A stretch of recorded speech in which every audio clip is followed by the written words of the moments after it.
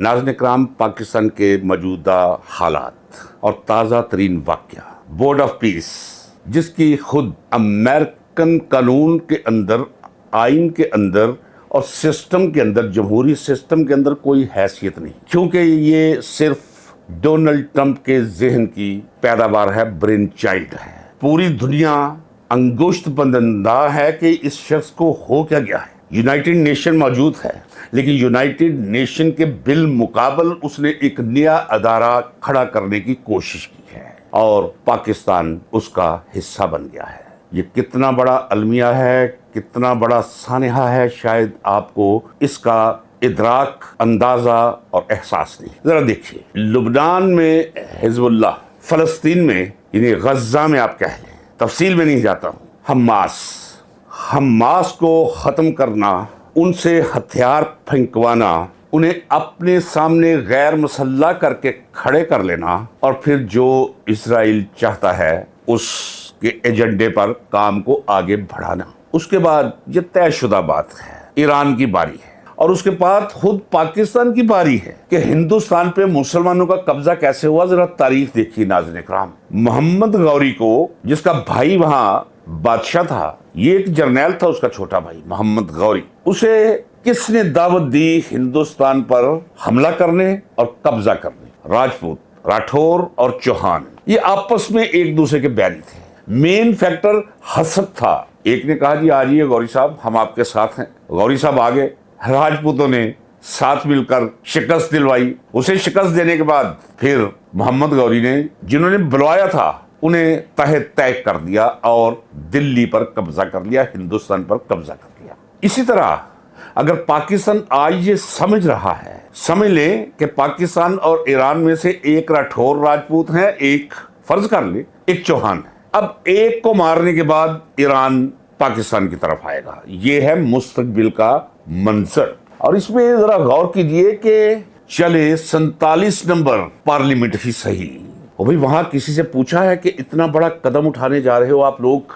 नहीं पूछा। क्या ट्रंप ने ये बोर्ड ऑफ पीस, इसकी कोई मंजूरी ली है? कोई नहीं ली। तो इंटरनेशनल सतह पर भी कोई हैसियत नहीं इस बोर्ड ऑफ पीस की, जिसमें दस्तखत करके ये इतरा रहे हैं, फूले नहीं समा रहे, और इन्हें इल्म है कि ये क्या खबासत की है, इन्होंने मुझे कहने दीजिए। यही इनके गले का तौक बनेगी अनकरीब। चलिए फिर जरा तारीख में वापस चलते हैं। 1857 में बर्रे सगीर के बाशिंदों ने एक आखिरी सी कोशिश की कि अंग्रेज कंपनी, ईस्ट इंडिया कंपनी से हम निजात पा जाए। तो आगाज कहां से हुआ था? ये वाकया दुरुस्त था या गैर दुरुस्त? ये अफवाह फैलाई गई थी या क्या? इसकी तरफ मैं नहीं जाता हूं, लेकिन अंग्रेज ने फौजी छावनियों में जो कारतूस दिए, उन्हें पहले दांत से रखकर छीलना पड़ता था। खबर फैल गई कि इस पर सुअर की चर्बी चढ़ी हुई है, बगावत हो गई। वो वजह इससे कम तर थी जो वजह आज है, और कहीं नहीं तो मुआशरे के अंदर मुझे बगावत उठती महसूस हो रही है। अगर ये मेरी खुशफहमी है तो फिर मेरा अंदाजा यही कहता है कि होना तो ये चाहिए कि इसके रद्द अमल में पूरी कौम को इस वक्त सड़कों पे आ जाना चाहिए। ये करने क्या जा रहे हैं? यानी गजा में अमन कायम करेंगे, हमास को गैर मुसल्लह करेंगे। जो अमन को खराब करेगा, मसला ये नहीं कि अमन को खराब करेगा, वो अपने हक की जंग लड़ रहे हैं। गजा में रहने वाले मुसलमानों की फेवरेट मोस्ट ऑर्गेनाइजेशन है हमास।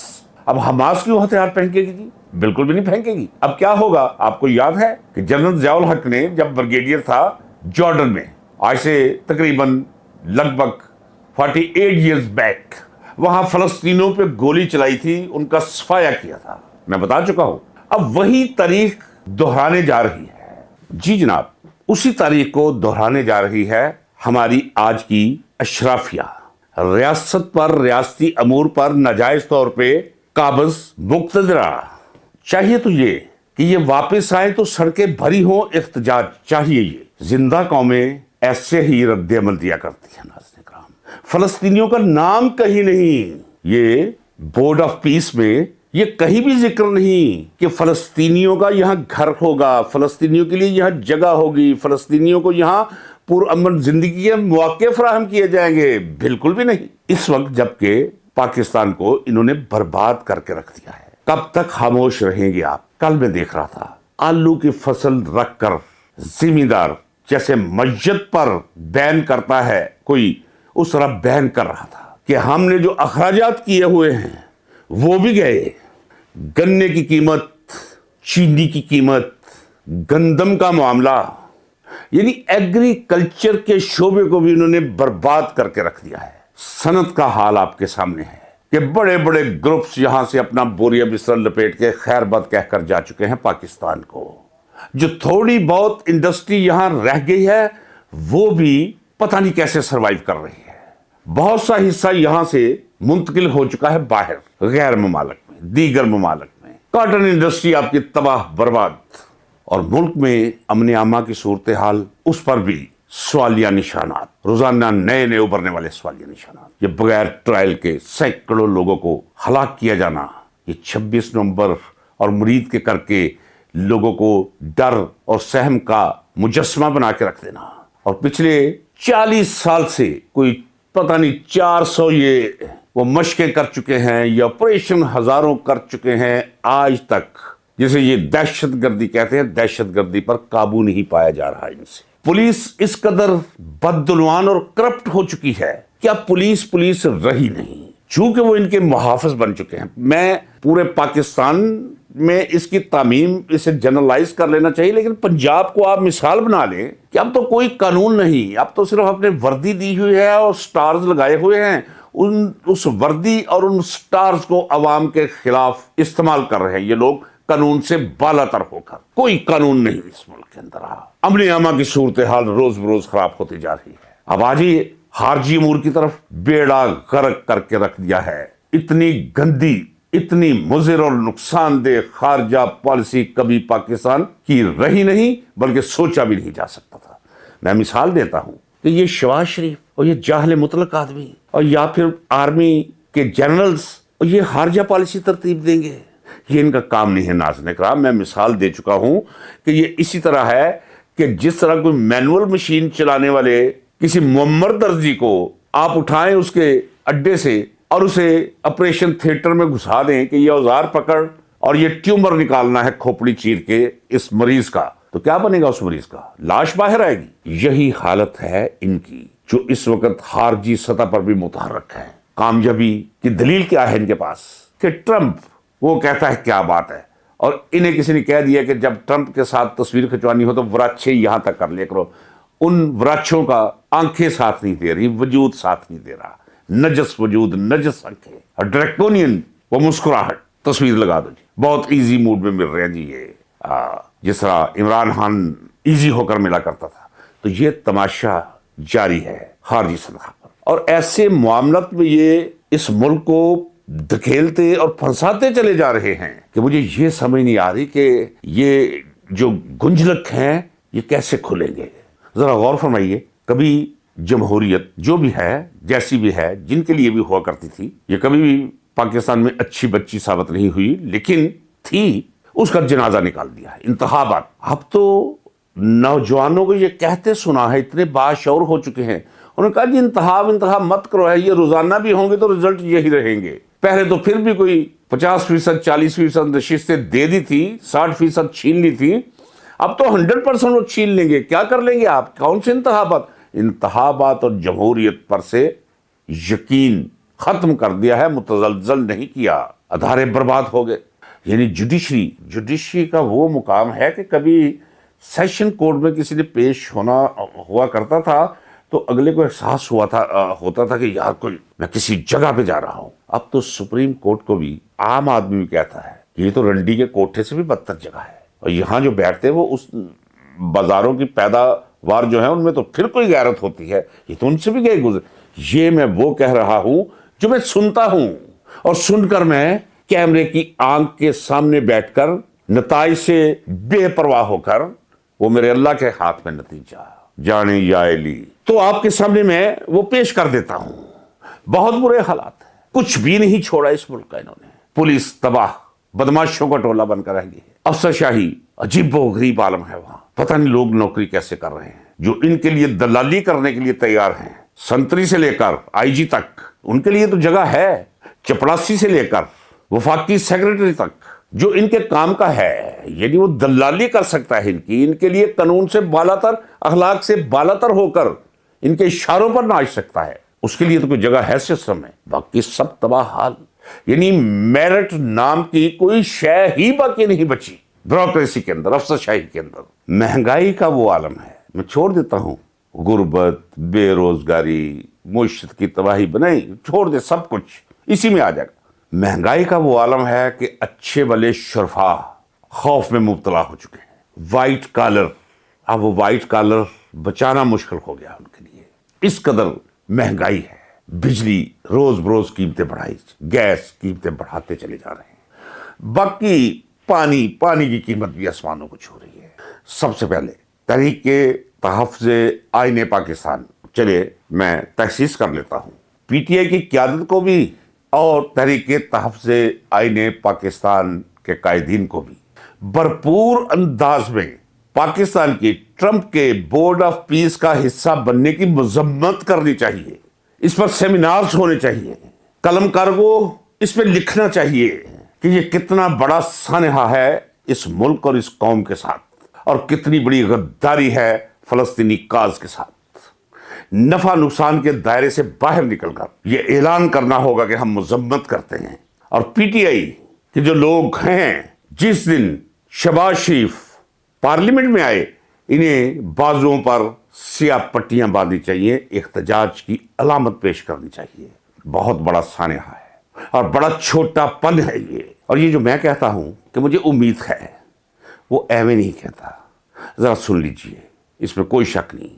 सलाम है उन बुजुर्गों को जो इमरान खान का ना, इमरान खान एक अलामत बन चुकी है रेजिस्टेंस की। इमरान खान एक अलामत बन चुका है इस गले सड़े बदबूदार निजाम की तब्दीली की ख्वाहिश रखने वालों के लिए जिद्दोजहद की अलामत बन चुका है। वो बच्चियां, बच्चे, बूढ़ी औरतें, मुअम्मर मर्द, कब्र में टोहने लटकाए बुजुर्ग, सब दुआएं मांगते हैं इमरान खान की दराज़ी उम्र, उसकी रिहाई और पाकिस्तान में इनका बेड़ा गर्क होने की। लेकिन सबसे बड़ी उम्मीद ये जिन्हें कहते हैं जनरेशन जी, वो है, वही इनके लिए खौफ का बायस है।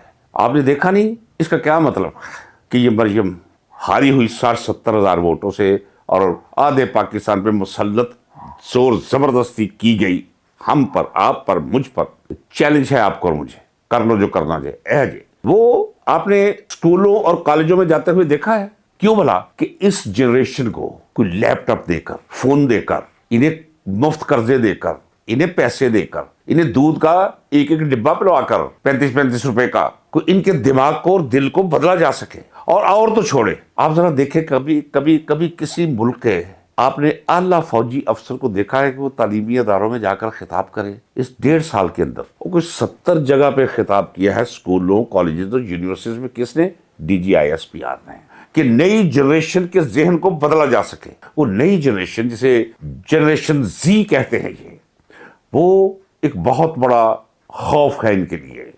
वो लोग जो इस वक्त मुल्क में अनाने इक़्तिदार संभाले हुए हैं, बहुत बड़ा थ्रेट है ये। अब देखिए उस थ्रेट से निपटने के लिए क्या कर रहे हैं। एक तो यूनिवर्सिटी, कॉलेजेस, स्कूलों के चक्कर जो इनके एम्बेड ही नहीं बनता, इनका दायरा कार ही नहीं बनता, और दूसरा तमाम ममालिक देख ली, फ्रांस, जर्मन, अमेरिका, रूस, जहां भी आप चाहें महज़्ज़ब दुनिया में 18 साल उम्र है वोटर की। अब उस जनरेशन जी जो नए आ रहे हैं वोटर बनकर, 1-2 करोड़ 10 लाख के करीब, उनसे पनाह हासिल करने के लिए, उनसे बचने के लिए अब ये 18 से उम्र 25 साल कर रहे हैं। जरा खौफ मुलाहजा फरमाइए इनका। तो अब भी ये जनरेशन जी नहीं उठेगी, बुजुर्ग बाहर नहीं आएंगे, नौजवान सड़कों पे नहीं आएंगे, क्योंकि सब कुछ तो तबाह हो चुका, जो मैं गिनवा चुका हूँ। एग्रीकल्चर तबाह, आपकी सनत तबाह, आपके खारजा पॉलिसीज बर्बाद, आपके अदारे तबाह, जिंदगी के हर दायरे को तबाही ने घेर रखा है इनकी नालायकियों और खुद गर्जियों की वजह से। और ये नहीं कि पता नहीं है, ये मैं कह रहा हूं, ये सबको इल्म है لیکن اس کے باوجود بھی وہی بیڑے پہ بیٹھے ہوئے ہیں، پتا ہے کہ 3 تختے نکل چکے ہیں، وہ کچھ جان بچانے کی چہرے پہ بھی تاثر نہیں ابھر رہا نا ابھی تک. یہ جا کے چھلانگ لگا دے، بھلے موت نظر آئے نیچے دریا میں، کوئی زندگی بچانے کا کوئی تو یہ تو نہیں کہ یہ سب کچھ ہو رہا ہے اور آپ بیٹھے ہوئے ہیں. کوئی چائے پی رہا ہے، کوئی کافی پی رہا ہے، کوئی آ رہا ہے، کوئی جا رہا ہے، کوئی گپے ہانک رہا ہے، کوئی اپنا کام کر رہا ہے، کوئی رزق کی تلاش میں جو مل نہیں رہا وہ سرگرداں ہے. تو میرے دیکھنے اور سننے والے مجھے کہتے ہیں جی آپ کیوں پین اتنی لیتے ہیں، لوگ یہ قوم مر چکی ہے. میں کہتا ہوں نہیں، مر نہیں چکی، میں تاریخ کا طالب علم، اٹھتے ہیں لوگ. لیکن ہر انسان ہوں، کبھی کبھی سوچتا ہوں کہ اثر نہیں ہو رہا، یا خدا کوئی دوسری زبان عطا کر دے جس میں اثر ہو. ناظرین کرام، آخر میں یہ میں آپ کو بتاتا چلوں، آپ ساتھ دیں یا نہ دیں اس چینل کا، یہ نہیں میرا، وہ آپ کی مرضی. لیکن میرے چینل کے پیچھے اس طرح ہاتھ دھو کر پڑے ہوئے ہیں، کسی دن اگر کہتے ہیں تو میں تفصیل بتا دوں گا، اللہ کی ذات کو گواہ کر کے کہتا ہوں. وہ سوچتے ہیں کہ یار اسے جیل بھیج دیں گے تو کیا ہے، پھر شور مچے گا عدالتوں میں، غائب کر دیں گے تو پھر بھی کیا ہے، پڑا رہے گا. کہ ساری یہ ظلم کی اور جبر کی اور غم کی اور دکھ کی اور تشدد کی بھٹیوں سے گزر کر، میں یہ تو نہیں کہتا میں کندن بن چکا ہوں، میں شاید وہ لگتا ہی نہیں ہے، مشکلیں مجھ پر پڑی اتنی کہ آسان ہو گئی. تو میرے چینل کو محدود کرنے کے لیے انہوں نے اخیر کر رکھی ہے. دیکھیں ابھی کل کی بات ہے، روزانہ 800 1000 سبسکرائبر شو ہوتا تھا. اب آپ مانیں گے 3 سبسکرائبر کم ہو رہے ہیں، 2 کم ہو رہے ہیں، 4 کم ہو رہے ہیں، نوٹیفیکیشن نہیں جا رہے لوگوں کو. اگر یہ 1.5 لاکھ 1.25 لاکھ کو نوٹیفیکیشن جانا ہے تو آپ یقین جانیے اس میں سے 1000 2000 کو نوٹیفیکیشن جاتا ہے بس. لوگ کہتے ہیں کدھر چلے گئے آپ؟ میں تو یہی ہوں کہ مار کھا رہا ہوں. اب میرے پاس تو کوئی ذرائع نہیں ہے کہ میں بھی چائنا سے اینٹی فائر وال کو گیجٹ خرید لوں. میں تو آپ سے ہی کہوں گا کہ میرے ویڈیو کو شروع سے آخر تک دیکھا کیجیے، زیادہ سے زیادہ سبسکرائب کرنے کا لوگوں کو کہیں، کمنٹ ضرور بھیجا کریں اور لائک تو ضرور کر دیا کریں. لائک کرنے میں کیا ہے، آپ نے کلک کرنا ہے. ناظرین کرام، یہ وہ راستے ہیں کہ ہم کسی حد تک فائر وال کا مقابلہ کر سکتے ہیں. وگرنہ کیا ہے، کیوں گردش مدام سے گھبرا نہ جائے دل، انسان ہوں پیالہ اور ساغر نہیں ہوں میں. اجازت دیجیے ناظرین کرام، ملتے ہیں اگلے ولاگ میں. اللہ حافظ. پاکستان پائندہ باد.